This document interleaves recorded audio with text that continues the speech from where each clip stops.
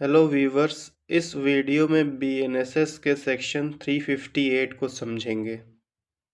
Section 358 of BNSS 2023 deals with power to proceed against other person appear to be guilty of offense। इस section को हम question answer के form में समझेंगे। जैसे ये जो सेक्शन का कंटेंट है, इससे मैं क्वेश्चन फ्रेम करूँगा, फिर इसी सेक्शन के माध्यम से उस क्वेश्चन को मैं आंसर करूँगा और इस सेक्शन का मैं हर पोर्शन कवर करूँगा, मतलब एक एक वर्ड कवर करूँगा, भले ही वो क्वेश्चन आंसर फॉर्म में। एक्चुअली किसी भी सेक्शन के जो प्रोविज़न होते हैं वो किसी न किसी क्वेश्चन को आंसर कर रहे होते हैं, और जब हम क्वेश्चन फ्रेम करते हैं तो उसके आंसर के लिए माइंड में एक स्पेस क्रिएट हो जाता है, तो चीज़ें हमें आसानी से याद हो जाती हैं, इसलिए इसे क्वेश्चन आंसर फॉर्म में पढ़ेंगे। चलिए स्टार्ट करते हैं। हमारा पहला क्वेश्चन है कि जैसे मान लीजिए मजिस्ट्रेट के समक्ष इंक्वायरी या ट्रायल चल रहा है, और उस इंक्वायरी या ट्रायल के दौरान मजिस्ट्रेट को ऐसा लगता है कि कोई एक पर्सन है जिसके खिलाफ जो एविडेंस से पता चल रहा है कि वो जो पर्सन है, वो जिसे एक्यूज्ड नहीं बनाया गया है, उसने कोई ऑफेंस कमिट किया है और उसे एक्यूज पर्सन के साथ ट्राई किया जा सकता है, उसका ट्रायल चलाया जा सकता है। तो क्या कोर्ट जो है उस पर्सन का ट्रायल चला सकता है? फिर से समझो क्वेश्चन ये है कि इंक्वायरी या ट्रायल के दौरान मजिस्ट्रेट को ऐसा लगता है कि कोई ऐसा पर्सन जो एक्यूज नहीं है, उसके खिलाफ ऐसा एविडेंस है कि उसके खिलाफ एक्यूज के साथ साथ उसका भी ट्रायल किया जा सकता है। तो क्वेश्चन ये है कि क्या मजिस्ट्रेट ऐसा कर सकता है, उसे एक्यूज्ड बना सकता है, एज ए पार्टी ऐड कर सकता है? The answer is yes, and the answer is given in section 358 clause 1.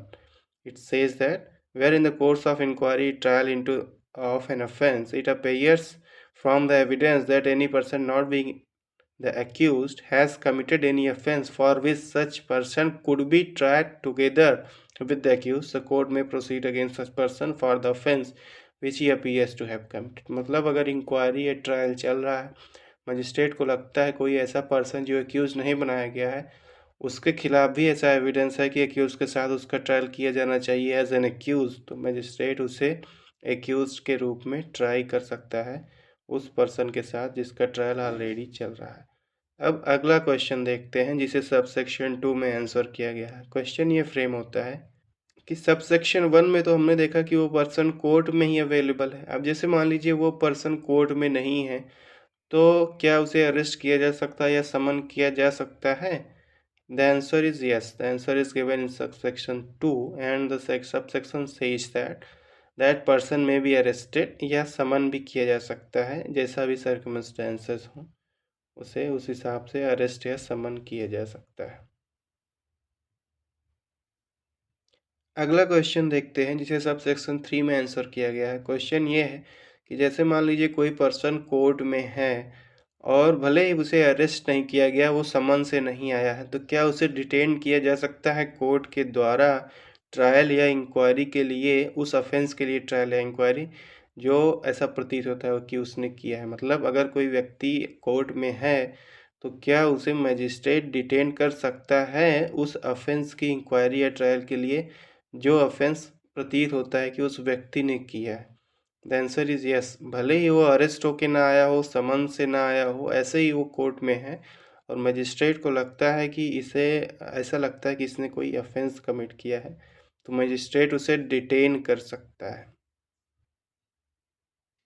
Magistrate कहें या कोर्ट कहें, कोर्ट उसे डिटेन कर सकता है, भले ही वो अरेस्ट नहीं हुआ है, उस समन से नहीं बुलाया गया है, लेकिन वो कोर्ट में अगर प्रेजेंट है और लगता है कि इसने कोई ऑफेंस कमिट किया है, तो मजिस्ट्रेट उसे डिटेन कर सकता है इंक्वायरी ट्रायल के लिए। अगला क्वेश्चन देखते हैं, जिसे सबसेक्शन 4 में आंसर किया गया है।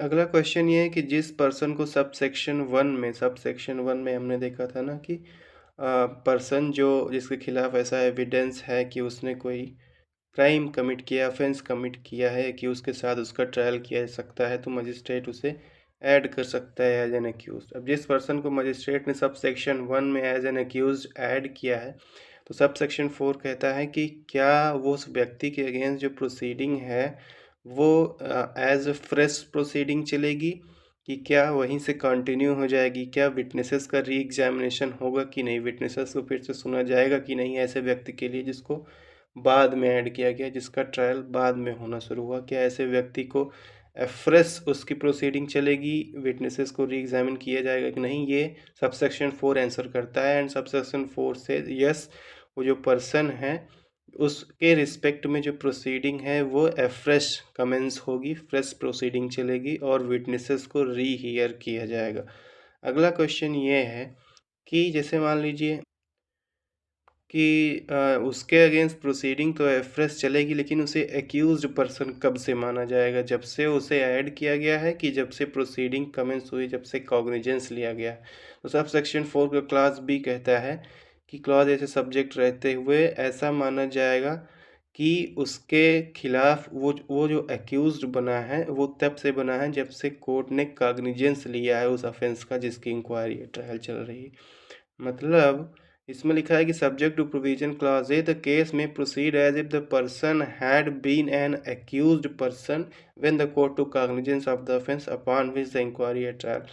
मतलब ऐसा माना जाएगा कि वो पर्सन एक्यूज्ड तभी से है जब से कोर्ट ने कॉग्निजेंस लिया है ऑफेंस का, जिस ऑफेंस का इंक्वायरी ट्रायल चल रहा है। तो ये हमने समझ लिया सेक्शन 358, और जो बात करता है कि एक व्यक्ति के अगेंस्ट मान लीजिए इंक्वायरी ट्रायल चल रहा है और ऐसा कोर्ट को एविडेंसेस से लगता है कि नहीं ये दूसरा व्यक्ति भी इन्वॉल्व है, तो उस इंक्वायरी ट्रायल के बीच में उसे ऐड किया जा सकता है। कैसे ऐड किया जा सकता है ये सब हमने समझ लिया। अब एक इसमें लैंडमार्क केस है इस सेक्शन से रिलेटेड, वो केस देखते हैं। केस का नाम है Hardeep Singh versus state of Punjab, 2014 का केस है, सुप्रीम कोर्ट का। इस केस में सुप्रीम कोर्ट ने कुछ गाइडलाइंस दी थी, जो गाइडलाइन में जो मेन पार्ट है मैं उसका आपको बताता हूँ।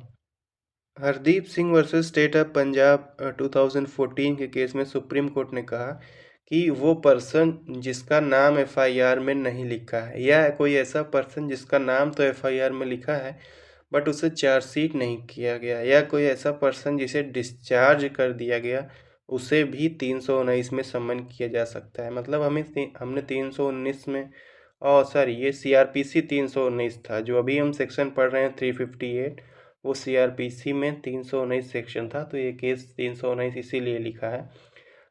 तो Hardeep Singh versus state of Punjab के केस में सुप्रीम कोर्ट ने कहा कि जो पर्सन एफआईआर में नेम्ड है, या नहीं सॉरी, सुप्रीम कोर्ट ने ये हेल्ड किया कि जो पर्सन एफआईआर में नेम्ड नहीं है, या जो पर्सन है भले ही वो एफआईआर में नेम्ड है लेकिन उसके अगेंस्ट चार्जशीट नहीं फाइल हुई, या कोई ऐसा पर्सन जिसे डिस्चार्ज कर दिया गया, उसे भी समन किया जा सकता है 319 सीआरपीसी में, या अब देखें तो 358 बीएनएसएस में उसे समन किया जा सकता है और उसका एक्यूज के साथ ट्रायल चलाया जा सकता है। और प्रोसीडिंग तभी कमिंस से मानी जाएगी, या उसे एक्यूज्ड तभी से माना जाएगा जब से कोर्ट ने कॉग्निजेंस लिया, ऐसा 358 में बताया गया। तो हमने 358 समझ लिया और उससे रिलेटेड एक लैंडमार्क केस भी समझ लिया। So that's all about section 358. If you have liked the video and if you think that this is useful for you, please like, share and comment. Thank you. Thanks for watching.